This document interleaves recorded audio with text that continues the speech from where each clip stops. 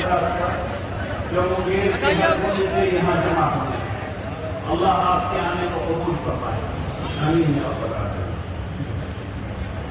وقت ہے اور وقت پر بات کرنے سے پہلے میں آپ لوگوں کو ایک بات سمجھانا چاہتا ہوں، وہ یہ ہے کہ ہم لوگ جمہوریت میں رہتے ہیں اور جمہوریت میں اظہار کی آزادی کا حق ہوتا ہے، اور ہم لوگ اسی آزادی کے حق کے کو استعمال کرتے ہوئے یہاں جمع ہیں۔ یہ استعمال جتنے سکون کے ساتھ کیا جائے گا، یہ استعمال جتنی اچھائی کے ساتھ کیا جائے گا، اتنی ہی اچھائی ہمیں واپس بھی ملے گی۔ خوب یاد رکھیے، اللہ تعالیٰ نے قرآن میں ہمیں یہ بتایا ہے کہ اگر دشمن بھی ہو اور اس سے اچھے سے بات کرو تو وہ ایسے ہو جائے گا جیسے کہ تمہارا بہترین دوست۔ تو کہنے کا مقصد یہ ہے کہ آپ اتنی بڑی تعداد میں یہاں جمع ہوئے ہیں۔ ابھی ڈپٹی میئر صاحب نے آپ لوگوں سے گزارش کی ہے کہ جب آپ یہاں سے واپس جائیں تو اطمینان اور سکون کے ساتھ جائیں، اور جو تانا اور جو مختلف چیزیں آپ کو راستے میں سنائی جائیں اس کا جواب نہ دیں، اور کوئی جھگڑا فساد وغیرہ نہ ہونے پائے، چاہے آپ کو جھک کے کیوں نہ چلے جانا پڑے، اس کا خیال رکھیے انشاءاللہ۔ بات سب کی سمجھ میں آ گئی؟ بات سب کی سمجھ میں آ گئی؟ الحمدللہ۔ اب میں اپنی بات شروع کرتا ہوں۔ دیکھیے، وقت ہے 2025 کس چیز کے لیے آیا ہے؟ یہ آیا ہے آپ کی وقت کی جائیداد کو کنٹرول کرنے کے لیے۔ جو لفظ میں آپ سے کہہ رہا ہوں اس کو یاد کر لیجیے۔ ابھی میں نے لفظ کہا ہے کنٹرول۔ وقت ہے 2025 آیا ہے تاکہ آپ کی جائیدادوں کو کنٹرول کیا جا سکے۔ وقت 2025 لایا گیا ہے تاکہ آپ کو آپ کی وقت کی جائیدادوں سے محروم کیا جا سکے۔ دوسرا لفظ ہے محروم، پہلا تھا کنٹرول، دوسرا ہے محروم، اور تیسرا لفظ ہے آپ کا جو حق ہے عبادت کرنے کا، آپ کا جو حق ہے وقت کرنے کا، اس حق کو محدود کرنے کے لیے لایا جا رہا ہے۔ تو تیسرا لفظ ہے وہ ہے محدود کرنا۔ تو حکومت اس ایکٹ کے ذریعے وقت کی جائیدادوں کو کنٹرول کرنا چاہتی ہے، آپ کو وقت کی جائیداد سے محروم کرنا چاہتی ہے، اور آپ کے حق کو محدود کرنا چاہتی ہے۔ ان تین چیزوں کو آپ کو یاد رکھنا ہے۔ اب میں آپ کو بتاتا ہوں کہ وقت کیا چیز ہے، اصل میں کیا چیز ہے۔ وقت خیر کی یعنی چیریٹی کی ایک ایسی مثال ہے کہ پوری دنیا میں اس میں دلت بھی ہیں، اس میں ربیداس سماج کے لوگ بھی ہیں، اس میں نچلے بھی ہیں، اس میں اگڑے بھی ہیں، تمام لوگ آج یہاں موجود ہیں۔ یہ کیوں موجود ہے اس کو سمجھنا ضروری ہے۔ وقت سے ان کا کیا فائدہ ہو رہا ہے اس کو بھی سمجھنا ضروری ہے۔ آپ کو یہ جاننا ضروری ہے کہ اس کے ختم ہو جانے سے آپ کا کیا نقصان ہے اور اس سے کیا فائدہ ہے جو انسانیت کو پہنچتا ہے۔ اس بات کو سمجھیے، اور سمجھنے کے بعد اس کو ہر ایک آدمی جو یہاں ہے اس کی ذمہ داری ہے کہ کم سے کم 10 لوگوں کو جو بات آج یہاں کو سن رہا ہے وہ بتائے تاکہ وقت کی اصل حقیقت لوگوں کے سامنے آ سکے۔ ہم سب لوگ یہ جانتے ہیں جب ایک ایسے ملک میں رہتے ہیں جہاں برابری نہیں ہے، جہاں اسمانتا ہے، جہاں اوپر کا کلاس ہے نیچے کا کلاس ہے، ہم سب لوگ یہ جانتے ہیں کہ اس میں لڑائیاں ہوتی رہتی ہیں۔ ابھی 2 سال پہلے راجستھان میں ایک بچے نے غلط گھڑے سے پانی پی لیا تو اس کے سماج والوں نے اس کو جان مارا، 8 سال کے بچے۔ یہ ہے زہر برابری کا جو موجود ہے ہمارے سماج میں۔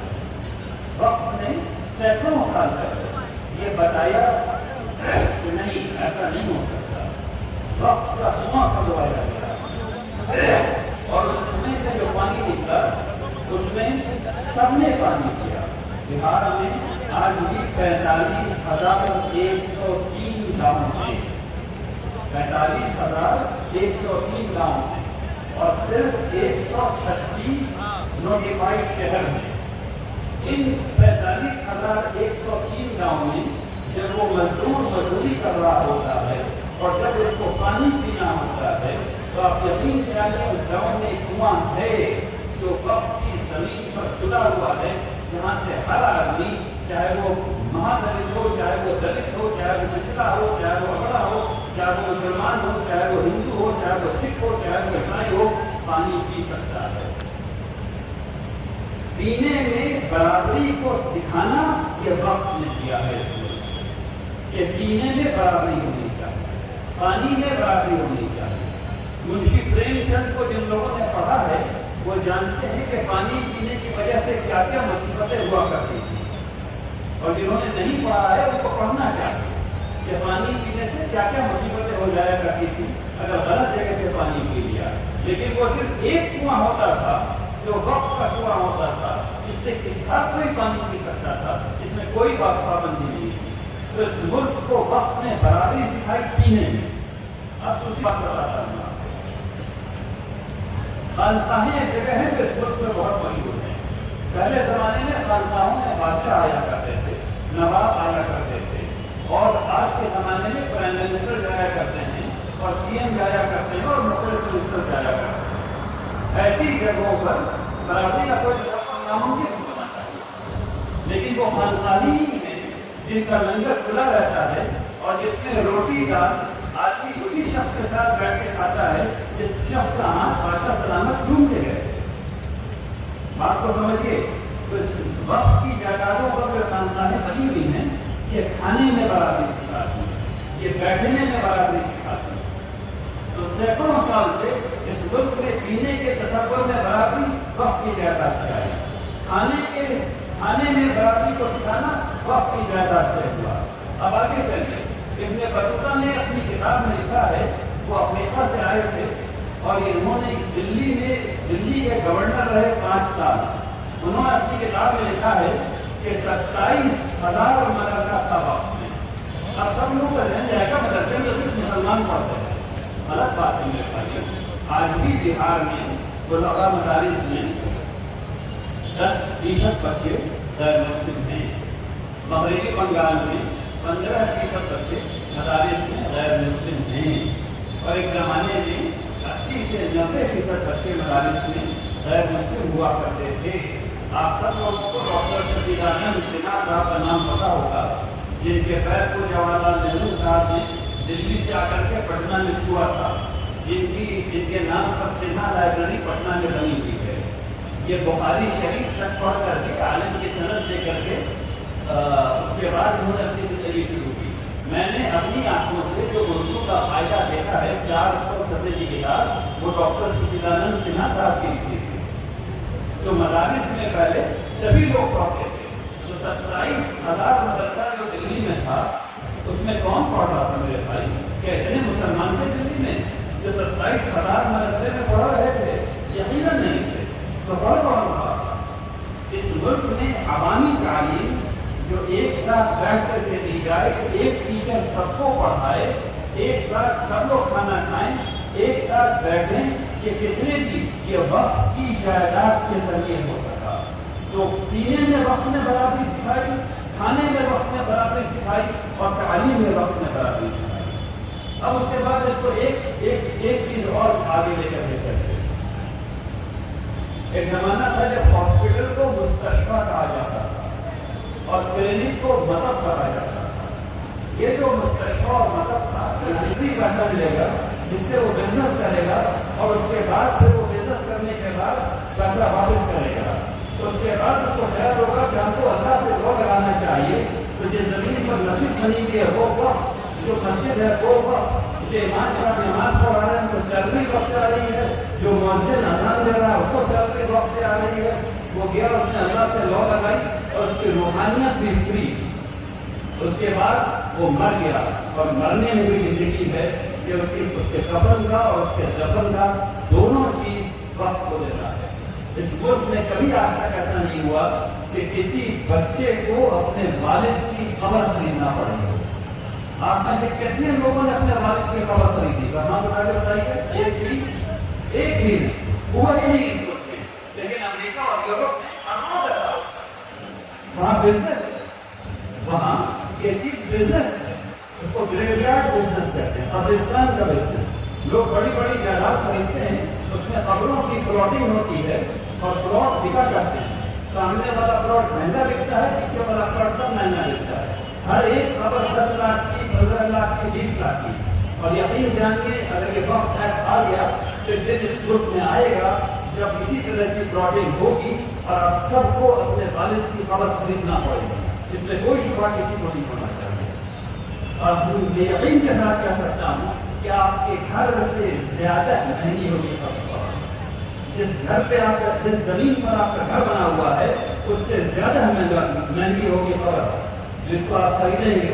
और आपके पास यकीनन पैसा नहीं होगा तो हर मस्जिद से सदा गूंजेगी फजर में कि फलां साहब का इंतकाल हो गया है, उनके बेटे के पास पैसा नहीं है दफन के लिए, तो सब लोग पैसा दें ताकि कब्रिस्तान में जगह खरीदी जा सके।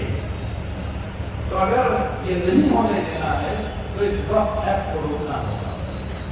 मैं बात कर रहा था समाजी बराबरी की, तो आपने ये देखा कि पैदा होने से लेकर के मरने तक वक्त जो है वो लोगों को सपोर्ट करता था। वक्त जो है वो हर मेजर लाइफ इवेंट जो होता है उसमें वक्त मौजूद था ताकि किसी भी आदमी को बेइज्जती का एहसास ना हो, चाहे वो बच्चे का पैदा करना हो, चाहे वो बच्चे का खिलाना हो, चाहे वो बच्चे का पढ़ाना हो, चाहे वो तिजारत करना हो, हत्ता कि उसका मरना हो। और ये सब लोगों के लिए, और ये सब लोगों के लिए हुआ ये कि 200 साल पहले तकरीबन जब अंग्रेज यहाँ आए और उन्होंने टैक्स कलेक्ट करना शुरू किया तो लोगों को अपने इनकम की जरूरत ही नहीं है, क्योंकि जब तमाम चीजें कम्युनिटी बेस्ड हो रही हैं, तमाम चीजें वक्त से आ रही हैं, तो टैक्स कहाँ से आएगा। तो उन्होंने तमाम वक्त को खराब करना शुरू किया। 1864 में पहला वक्त वैलिडेटिंग एक्ट बना, मतलब सबसे पहले ये कितना अंग्रेज को सूझा कि वक्त जो है वो खराबी के लिए बनाया गया, क्योंकि उसको टैक्स नहीं मिल रहा, क्योंकि उसको टैक्स नहीं मिल रहा था। उसने कहा कि नहीं वैलिडेट करेंगे, हम देखेंगे कि वक्त है कि नहीं, और ये वक्त एक्ट एग्जैक्टली वही करता है। जब आप वक्त कर देंगे तो ये देखेगा कि आपने शरारत की है या नहीं की है। लिखा हुआ बाकायदा लिखा हुआ है, लफ्ज़ है कॉन्फिडेंस, लिखा हुआ है कि देखा जाएगा कि आपने शरारत को नहीं कर दी वक्त करने में। अरे भाई मेरी जमीन हम चाहे करें क्या नहीं करें, उसमें शरारत कहाँ से आएगी। और अगर मर गए तो फिर आपके वारिस ने भी शरारत तो नहीं कर, ठीक है ना। ये अंग्रेजों ने अंग्रेज जो सिखा गए हैं वो आज तक चल रहा है। इस बात को आपको समझना है और लोगों को बताना है कि वक्त किस तरह से काम करता था, और इस एक्ट को हटाने का जो एक सबसे अहम तरीका है वो ये कि वक्त के इस तसव्वुर को दोबारा जिंदा करें, वक्त के इस तसव्वुर को दोबारा जिंदा कर दीजिए। ये जो हुकूमत ने हम लोगों को समझाया है कि 9 लाख एकड़ जमीन वक्त की है, ये गलत बात है। 9 लाख एकड़ तो रजिस्टर्ड वक्त की है, 9 लाख एकड़ रजिस्टर्ड वक्त की है। इस बात को समझिए, बिहार में 45,103 गाँव हैं, शहर को छोड़ मुंगेर को छोड़ दीजिए, मुंगेर की अपनी कब्रिस्तान में भूल जाए, सिर्फ गाँव को याद रखिए। और वैसे मान लीजिए कि आधे गाँव में एक भी मुसलमान नहीं रहे, मान लीजिए पॉसिबल है, लेकिन मान लीजिए तो भी आपके पास तकरीबन 22,500 गाँव बचते हैं। 22,500 गाँव में कम से कम एक मस्जिद होगी और एक कब्रिस्तान होगा, तो 22,500 मस्जिद, 22,500 कब्रिस्तान तो मौजूद हो नहीं है। रजिस्टर्ड कितना है? 862। रजिस्टर्ड कितना है? 862। तो असल में जो वक्त की जायदाद है वो लाखों लाख एकड़ है। और ये जायदाद लोगों ने ये समझा रहे हैं कि इससे कुछ गलत बात होगी। अरे नहीं भाई, इससे बच्चा जब पैदा होता है उसको दूध पिलाया जा रहा है, इससे जब बच्चा छोटा होता है उसको कपड़ा पिलाया जा रहा है। अच्छा, मैं तो बीच में भूल ही गया ये बात कि उस बच्चा जो बड़ा हुआ था और जब उसने नौकरी की उसके बाद उसकी शादी नहीं हुई, शादी भी उसकी हुई, तो शादी में वक्त था मौजूद और उसकी बीवी को, होने वाली बीवी को उसके पास कपड़ा नहीं था, तो कपड़ा किसने दिया? एक वक्त मौजूद था जो ऐसी बच्चियों को कपड़ा देता था शादी में जिनके पास कपड़ा नहीं था। उससे एक बात आगे बढ़ी, एक और वक्त मौजूद था जिसके पास जेवर नहीं था, उसको जेवर भी देता, ये भी मौजूद था। اب آپ لوگ کو لگ رہا ہوگا کہ ایسا وقت کیسے ہو سکتا ہے؟ تو میں آپ کو مثال دے دیتا ہوں آج کے زمانے کی. یہ بھی خوب بتایا گیا کہ اس ملک کے علاوہ کہیں اور وقت نہیں. میں صرف ایک مثال آپ کو دے دیتا ہوں، ایک کنویں کا، صرف ایک کنویں کا جو آج تک موجود ہے، اور وہ کنواں ہے جو عثمان رضی اللہ تعالیٰ نے وقت کیا تھا، تو پھر روما کہتے ہیں، روما کا کنواں. اس کنویں کی آج کی آمدنی پتہ نہیں کتنی ہے، 1 ارب 13 کروڑ روپیہ. آج کی آمدنی کتنی ہے اس کی؟ 1 ارب 13 کروڑ روپیہ ایک کنویں کی آمدنی. کیسے؟ وقت ایک فکر ہے. وہ اس طرح ہوا کہ اس کی ایسی منشا کی گئی کہ آدھا پیسہ جو آتا ہے اس سے لوگوں کی خدمت کی جاتی. اب 1 ارب 13 کروڑ روپے میں آدھے پیسے سے مدینہ والوں کی خدمت کی جاتی اور آدھے پیسے سے اس وقت کو آگے بڑھانے میں لگایا جاتا. وقت ہم لوگ کو یہ سمجھ میں بات آ گئی پچھلے 150 سال میں، جب سے ہم لوگ غلام ہو گئے انگریزوں کے اور ہماری عقل جو ہے وہ ختم ہو گئی. اس وقت سے ہم لوگ کو یہ بات سمجھ میں آئی کہ صرف حفاظت، تحفظ، بچاؤ بچاؤ بچاؤ. کبھی بھی آپ نہیں بچا سکتے، کبھی بھی آپ نہیں بچا سکتے جب تک کہ آپ ترقی نہیں کر رہے. آپ جب بھی صرف تحفظ کریں گے تو چیز ختم ہو ہی جائے گی. لازمی ہے آپ کو ترقی سوچنا پڑے گا، تب واپس چیز آئے گی. تو ہوا یہ کہ سب لوگ تحفظ میں لگ گئے اور جو فکر تھی وہ غائب ہو گئی. ہونا یہ تھا کہ آپ نے وقت قائم کیا، اس وقت کے آدھے پیسے سے اس وقت کو آگے بڑھانا اور آدھے پیسے سے اس کی منشا حاصل کرنا تھا اور منشا کو بھی ایسے ہی دکھا جانا تھا. لیکن پچھلے 150 سالوں میں لوگوں نے منشا کو بھی غلط لکھا اور وقت کو غلط طریقے سے ترتیب کیا، جس کی وجہ سے ہم لوگ یہاں موجود ہیں. اب اس فکر کو دوبارہ جب آپ اپنے دلوں میں جگہ دیں گے، اس فکر کو جب آپ اپنے ذہن میں جگہ دیں گے، تب حکومتوں کو پتا چلے گا کہ نہیں ہم جو کرنے چلے تھے ایسے ہو گیا ایسے، تو جلدی سے وقت واپس